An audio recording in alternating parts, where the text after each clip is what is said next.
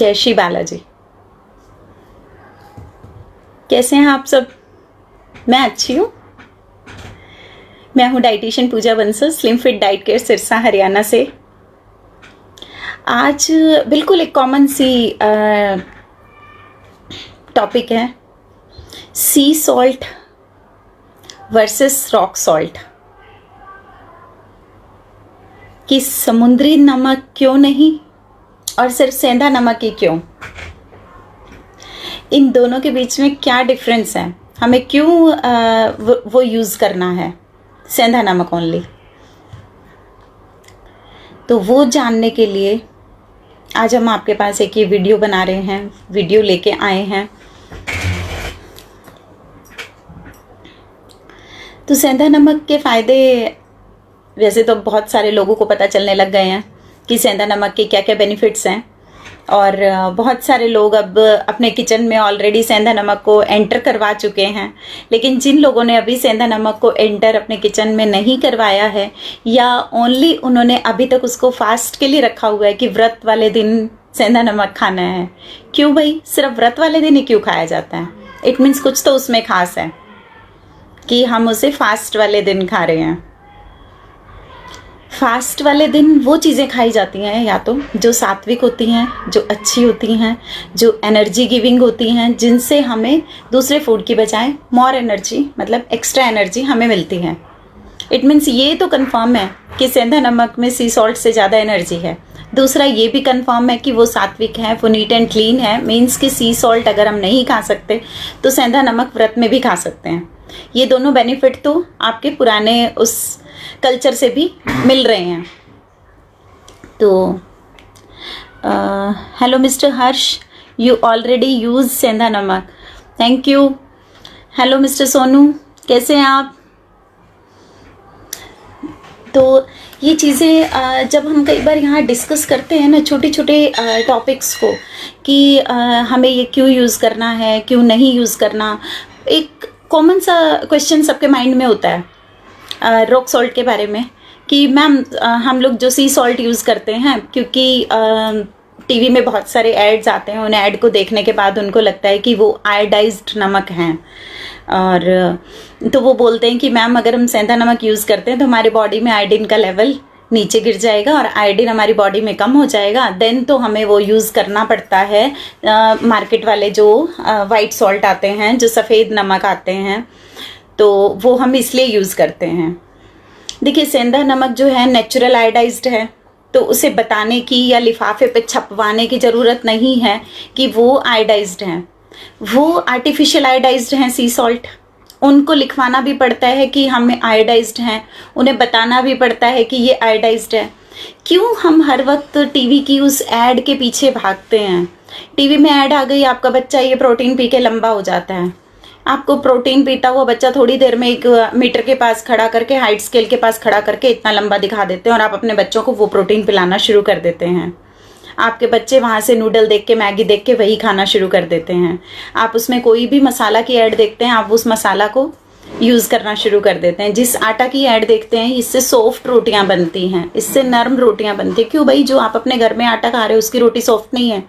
Soft रोटी बनाने की कला आपके हाथ में है, ना कि उस आटे में है। वो नरम रोटी आपके हाथ से बनती हैं। आपको बनाने का प्रोसीजर नहीं आता, आपको डो बनाना नहीं आता, रोटी पकानी नहीं आती, आटा कोई भी हो आपसे सॉफ्ट नहीं बनेगी।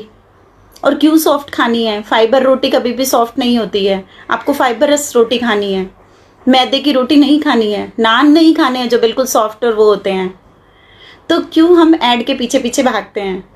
रॉक सॉल्ट जो है, सेंधा नमक जो है, उसको किसी ऐड की ज़रूरत नहीं है, वो किसी का मोहताज नहीं है, क्योंकि वो गुणों से भरपूर है। अगर हम सी सॉल्ट और रॉक सॉल्ट के मिनरल्स की कंपैरिजन करें तो सी सॉल्ट 10 मिनरल्स तक भी नहीं पहुंच पाता है। 4 और 5 मिनरल्स के बाद उसका लेवल ही कट हो जाता है। देन अगर हम रॉक सॉल्ट की बात करते हैं तो वो 80+ मिनरल्स पे जाता है। तो उन लोगों का तो आपस में मुकाबला ही नहीं है। उन दोनों सॉल्ट का आपस में कोई कंपैरिजन ही नहीं है।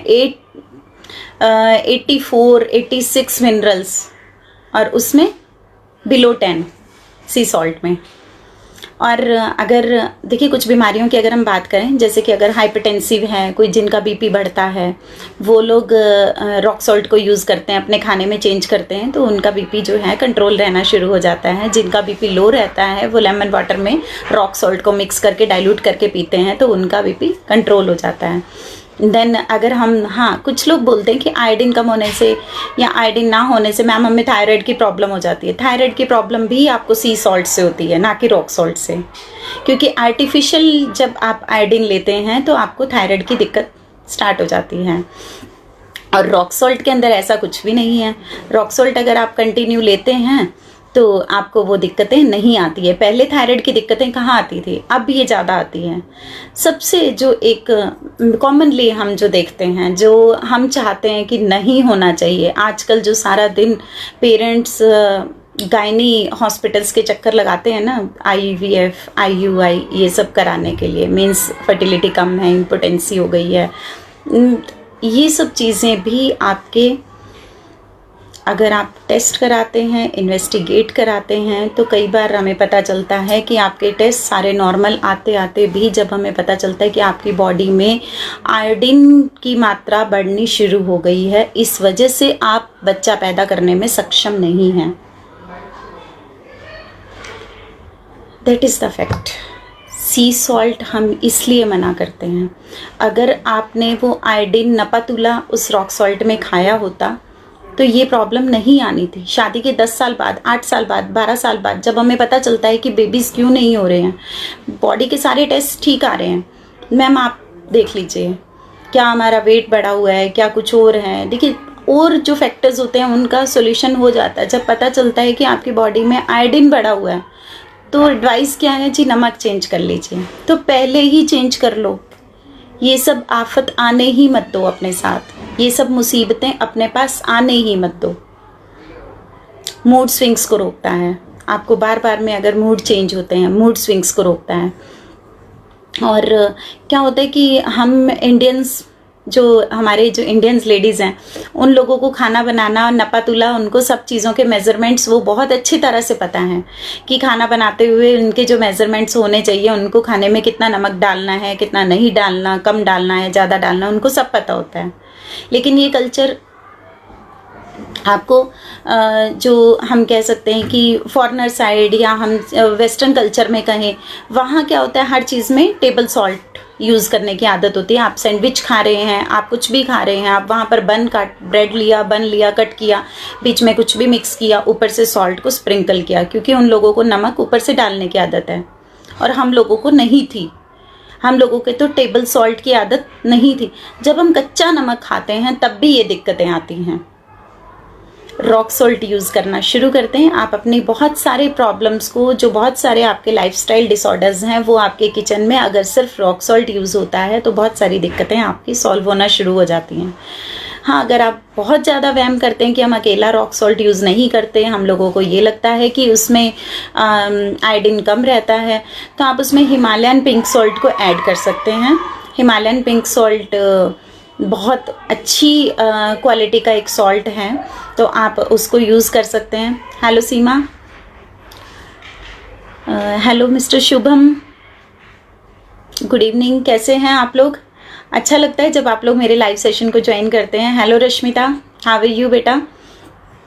तो देखिए, आज जो हमने नमक के बारे में बताया, आज मैंने जो नमक के बारे में आपको बताया वो सिर्फ मैंने किचन में आपको बताया कि कैसे और कहाँ यूज़ करते हैं, और उस सी सॉल्ट और रॉक सॉल्ट को कैसे डिफ्रेंशिएट करते हैं। तो अभी जब हम ये चीज़ें डिस्कस कर रहे थे तो नमक का यूज़ कई जगह पे कॉस्मेटिक में भी होता है, तो उसके बारे में डिस्कशन हम फिर कभी करेंगे। और नमक का यूज़ एक्सटर्नल भी होता है, उसके बारे में भी हम डिस्कशन फिर एक नेक्स्ट वीडियो में करेंगे, क्योंकि वीडियो लंबा हो जाएगा। ओके, मैं चाहती हूँ कि आप वीडियो को देखने के बाद, आप वीडियो को देखने के साथ भी आप इसे शेयर भी करते रहिए। Okay, keep watching, keep sharing, bye.